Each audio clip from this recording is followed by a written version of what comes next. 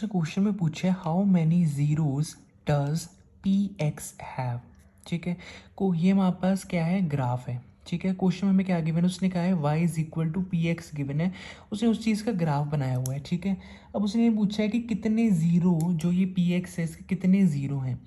इसमें सोल्यूशन आपने क्या लिखना है, आपने लिखना है सेंस द कर्व, कर्व कहने का मतलब है graph of P x is intersecting the x axis.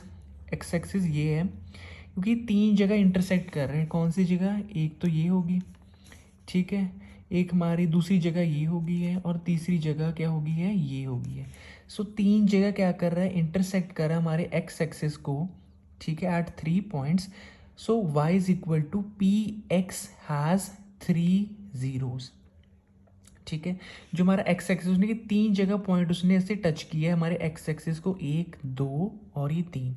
सो ये पी एक्स के कितने जीरोज हो गए, 3 हो गए। सो फर्स्ट क्वेश्चन का हमारा आंसर हो गया 3 जीरोज। सेकेंड क्वेश्चन में क्या उसने पूछा है कि द कोफिशिएंट, उसे कहा है कि coefficient of x and the constant term in a linear polynomial are 5 and -3। कहने का मतलब कि कोफिशिएंट ऑफ एक्स है वो हमारा कितना है, ये वाला कोफिशिएंट हमारा है 5 है। ठीक है, और कांस्टेंट टर्म हमारी क्या होगी, -3 होगी। ठीक है, उसे क्या, find its zero. So basic formula हमारा क्या कहता है कि the zero of a linear polynomial is, का फॉर्मूला क्या होता है, is equal to minus sign, फिर हमने लिखा कांस्टेंट टर्म अपॉन डिनोमिनेटर में क्या आ गया, कोफिशिएंट ऑफ एक्स आ गया। ठीक है, सो हमने माइनस साइन को वैसे ही रहने दिए फॉर्मूला में क्योंकि फॉर्मूला में है। ठीक है, कांस्टेंट टर्म हमारा क्या है, -3 है। सो ब्रैकेट डाला -3, डिनोमिनेटर हमारा क्या, कोफिशिएंट ऑफ एक्स, वो उसने कहा है कि 5 है।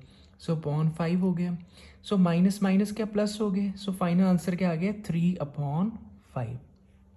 ठीक है, अब हमारा थर्ड क्वेश्चन क्या है, थर्ड क्वेश्चन में what is the value of P x. P x हमें ये दिया हुआ है, उसने कहा इसकी वैल्यू निकालो एट किस पे, at x is equal to -1। So p x को आपने सिंपली वैसे लिख देना है सोल्यूशन में। नेक्स्ट स्टेप में आपने करना है पी को, पी आपने लिखा, एक्स की जगह उसने कहा एक्स इज इक्वल टू क्या, -1 है। सो जहाँ जहाँ एक्स है वहाँ आपने -1 पुट कर देना है, लेफ्ट हैंड साइड भी और राइट हैंड साइड भी। सो लेफ्ट हैंड साइड में आ गया पी -1 इज इक्वल टू -1 का स्क्वायर -3 इंटू -1, सो -4 हो गया। अब -1 इंटू -1 क्या हो गया, 1 हो गया। अब ये माइनस माइनस क्या हो गया, +3 हो गया। ये -4 वैसे ही आ जाएगा। सो 4 - 4 विच इज़ इक्वल टू 0, क्यों, क्योंकि वो कैंसल आउट होके हमें 0 हमारा थर्ड क्वेश्चन का आंसर हो गया।